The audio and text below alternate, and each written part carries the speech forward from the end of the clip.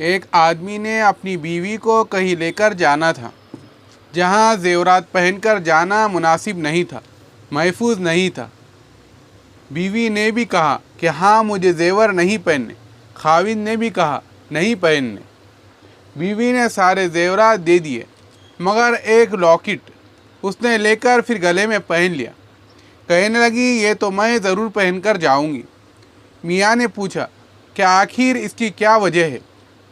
وہ کہنے لگی کہ آپ کو تو یاد نہیں، مجھے یاد ہے۔ اس نے کہا کیا بات ہے؟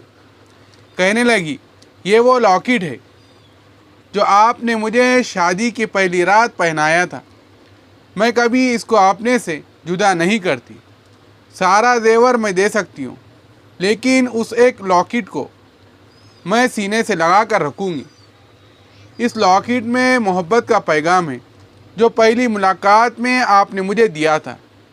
اس سے اندازہ کیجئے کہ بیوی اپنے میاں کے تحفے کو کتنا عظیم سمجھتی ہے۔ اس لیے وہ چیز تو چھوٹی ہوتی ہے مگر اس کے ساتھ جو محبت ہوتی ہے اس چیز کو بڑا قیمتی بنا دیتی ہے۔ بیوی تو محبت کی طلبگار ہوتی ہے، اس کو خاوند سے محبت ہی تو چاہیے ہوتی ہے۔ اس نے کوئی زیورات کو چوسنا تھوڑی ہوتا ہے یا گھر کی چیزوں کو اس نے کہاں لے کر جانا ہوتا ہے۔ اس کو تو ہر چیز میں محبت ہی چاہیے ہوتی ہے۔ اس لیے کہتے ہیں کہ زلیخا کو یوسف علیہ السلام سے اتنی محبت تھی کہ اس نے ہر چیز کا نام یوسف ہی رکھ دیا تھا۔ گھر کی ہر چیز کو یوسف کہہ کر پکارا کرتی تھی۔ یہی بیوی کا بھی معاملہ ہوتا ہے۔ اس کو خاوند سے محبت ہوتی ہے کہ ہر چیز میں اس کو خاوند کی محبت نظر آتی ہے۔ لہذا اگر آپ اسے وقتاً فوقتاً ہدیہ دے دیں گے تو یہ ہدیہ آپس میں محبت بڑھنے کا ذریعہ بن جائے گا۔ اور ویسے بھی حدیث پاک میں فرمایا گیا سب سے بہترین صدقہ وہ ہے جو انسان اپنی بیوی اور بچوں پر خرچ کرتا ہے۔ علماء نے لکھا کہ اگر انسان اللہ کے راستے میں خرچ کرے تو بھی اتنا ثواب نہیں ملتا جتنا بیوی کو کوئی چیز لے کر دینے سے ثواب ملتا ہے۔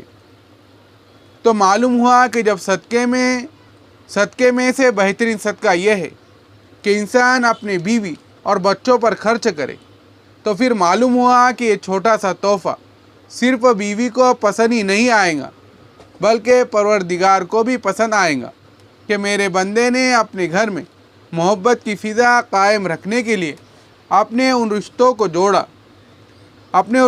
کو جوڑنے کے لیے جن کو جوڑنے کا حکم دیا گیا ہے میرا بندہ تھوڑا سا خرچ کر کے آیا ہے۔ تو سوچئے تو صحیح، ایک تو اللہ تعالیٰ راضی ہوئے کہ پروردگار نے صلہ رحمی کا حکم دیا، اور صلہ رحمی کے سب سے بہترین مستحق انسان کی بیوی ہوتی ہے جو زندگی کی ساتھی ہوتی ہے۔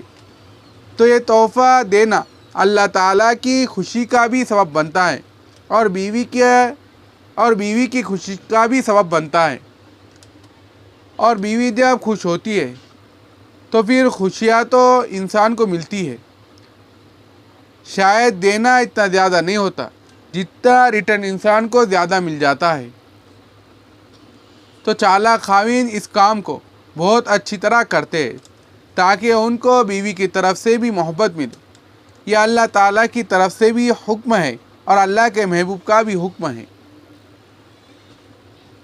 ہدیہ دو محبت بڑھیں گی، تو گویا حدیث پر بھی عمل ہوا۔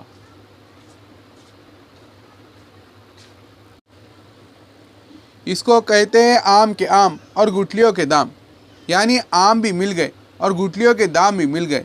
اللہ اور اس کے رسول بھی راضی ہو گئے اور بیوی کے دل میں بھی محبت پیدا ہو گئی۔